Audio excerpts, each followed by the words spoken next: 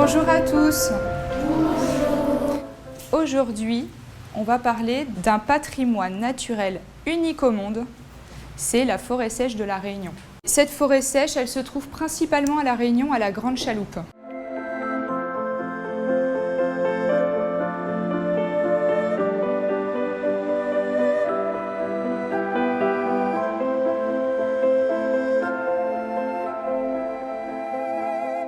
La forêt sèche, elle est composée de plantes endémiques et indigènes qui étaient là avant l'arrivée de l'homme. Je vais vous montrer une carte. Est-ce que vous reconnaissez cette carte? Alors, Maya. C'est la carte de La Réunion. Exactement, c'est bien la carte de La Réunion. Et sur cette carte de La Réunion, on voit la forêt sèche qui était présente avant l'arrivée de l'homme. Et voilà ce qu'il reste de la forêt sèche. Il reste actuellement 1% seulement de cette forêt sèche. Qu'est-ce que vous en pensez? Parce que l'homme il est arrivé et il a eu besoin de se nourrir. Les hommes, ils ont rasé la forêt. Est-ce que c'est la seule raison? Oui, Adrien.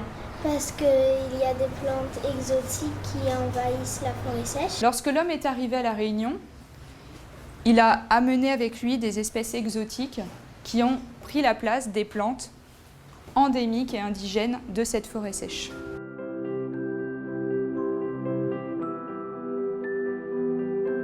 Il faut savoir que cette forêt est en voie de disparition. Donc, conclusion, on doit tous être impliqués, être concernés par la sauvegarde de ce patrimoine naturel qui est unique au monde. Tu vois le cours de Madame Rodier, il paraît que la forêt sèche, elle va disparaître. On pourrait les aider. Il paraît qu'ils récoltent des graines pour les planter. Au thé, allons sur notre forêt.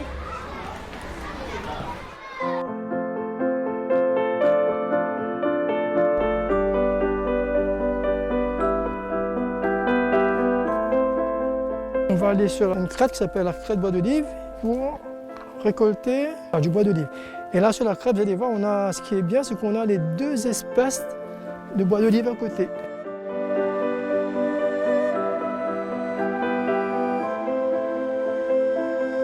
Ben voilà, il est beau celui-là. Alors à votre avis, pourquoi ça s'appelle le bois d'olive? Parce qu'il y a des olives dessus. Pour nous, les Réunionnais, le bois d'olive fait partie de notre patrimoine, de notre culture. Et on a même un quartier qui porte le nom de bois d'olive. Et ce quartier se trouve à Saint-Pierre. Et pourquoi il n'y a pas de fruits? Il y a eu beaucoup de pluie, ça a dû faire tomber les graines. J'en ai trouvé une. Ah ben c'est bien. Donc il faut chercher ces petites graines-là dans la litière. D'accord? D'accord. Et après on met tout ça dans l'enveloppe. On a de la chance. Ici les rats n'ont pas tout mangé. Il faut savoir que les rats peuvent même s'attaquer aux œufs du lézard vert de Bourbon. Il faut en ramasser le plus possible. Regarde, il y en a plein ici. Mais on va en laisser un peu quand même pour la nature. Hein. Et après, il faudra noter sur l'enveloppe des informations. Il faudra noter la date, le nom de l'espèce. Il faudra noter aussi prendre le point GPS pour les collègues après, pour qu'ils puissent revenir après récolter si on a besoin. Alors là, grâce à ce numéro, en fait, on va pouvoir attribuer un identifiant de récolte à cet arbre. C'est quoi un identifiant? Grâce à ton nom de famille, on arrive à te rattacher à ta famille. Et bien là, c'est un petit peu pareil. C'est un nom de famille qu'on va donner à cet arbre. Tous les arbres qui vont pousser grâce aux graines qu'on a ramassées, et ben, elles auront le même nom de famille.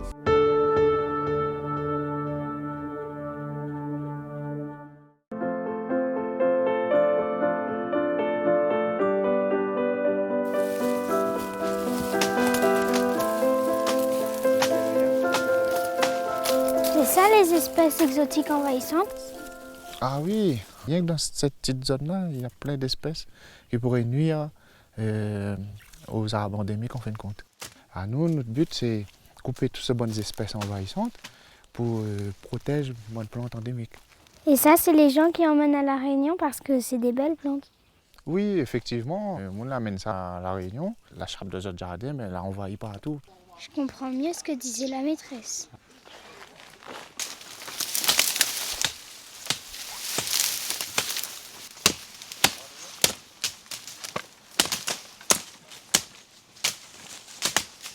Adrien, ça va? Pas trop fatigué? Non. Il est bon alors. Regarde comment il est là. Il est bien? Ouais, ça va. Il y a un pied de bois, il y a un fait, il appelle la sève. Pareil d'autres corps. Corps, on a le sang. Circule. Si nous les corps salis, la sève, ben, les gains puis remontent tout le long en fin de compte. Et donc, qu'est-ce que ça va faire?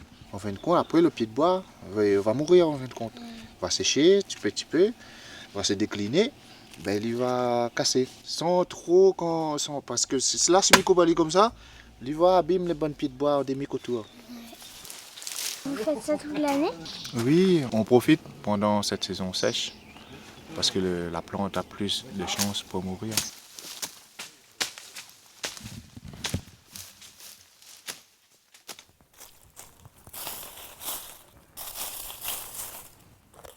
Monsieur, Oui. j'ai trouvé des œufs.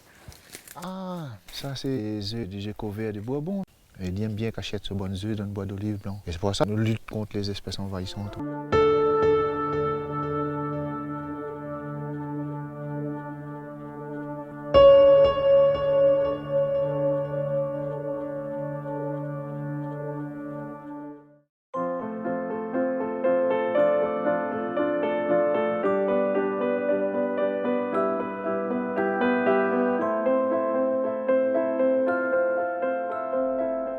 Celles qui sont là, depuis là jusque là-bas, c'est du bois d'arnette. Dans une barquette comme ça, là, il y a 400-500 plants à peu près minimum. C'est des plantes qui deviennent rares. On peut facilement les sauver, toutes celles qui sont en voie de disparition. Bonjour. On peut facilement multiplier. Ah, bonjour. Vous nous amenez des graines? Ouais, bois d'olive. Alors, bois d'olive. Ah bah ça, c'est les plants qu'on va repiquer tout à l'heure. Il y a un petit trait là sur le bord. En fait, la graine, elle s'ouvre en deux. Et c'est la plante qui pousse à l'intérieur qui fait ouvrir la graine.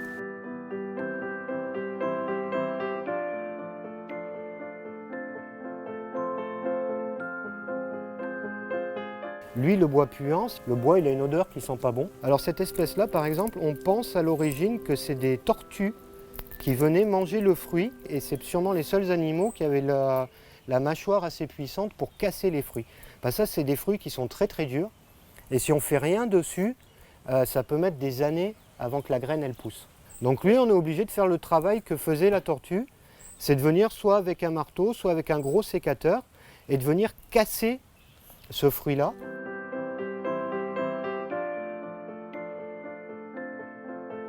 Là, tu peux commencer à soulever un tout petit peu, tu vois que, ah, ben voilà, et tu continues de gratter en fait. Et voilà, elle avait une grande racine.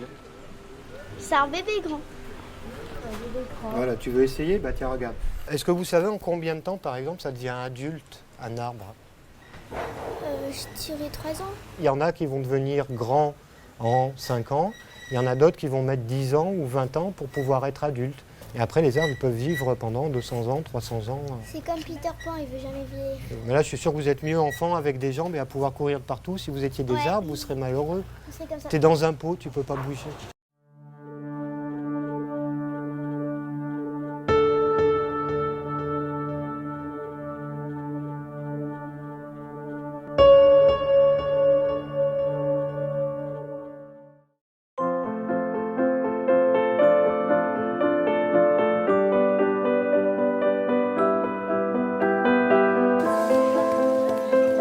Alors vous savez où est-ce qu'on est aujourd'hui?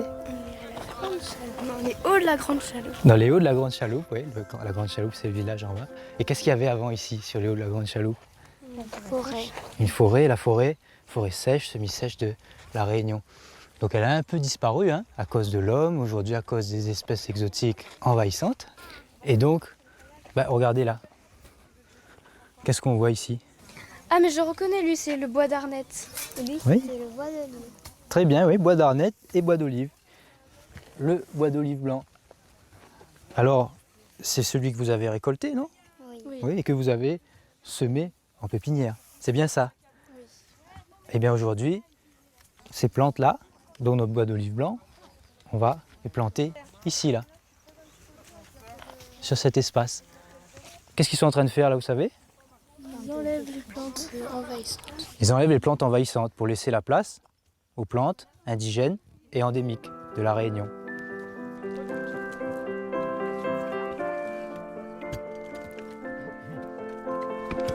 Benjamin, ça te fait 11 avec Jennifer. Kaina 4, Isabelle j'ai 5. C'est difficile. Bon, C'est dur. allez. Et parce qu'il y a des racines à l'intérieur de la terre et du coup, il faut arriver à casser les racines. Ben là, tu fais en pantalon militaire orange, t'as le donné facile. C'est le petit. L'objectif c'est 200 trous. Après donc on arrête et on passe à la phase dernière phase qui est la plus gratifiante, la phase de plantation. Pas de poule. Une éponge. Pas de poule. Change écorce. Pas de bulle. Change écorce. Bois de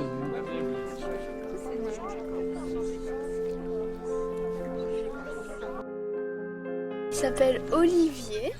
C'est un bois d'olive. Et ses fruits, les fruits qu'il va faire, ils seront pas pour faire de la tapenade parce que c'est pour les oiseaux. Ah, d'accord, il faut partager. Alors, il y en a une qui va le tenir là, et l'autre qui va mettre ses mains comme ça, voilà. Et on bascule, et tu tiens bien. Et là, tu vas appuyer, toi, et on va le faire tomber. Et voilà, impeccable, dans le fond. Voilà.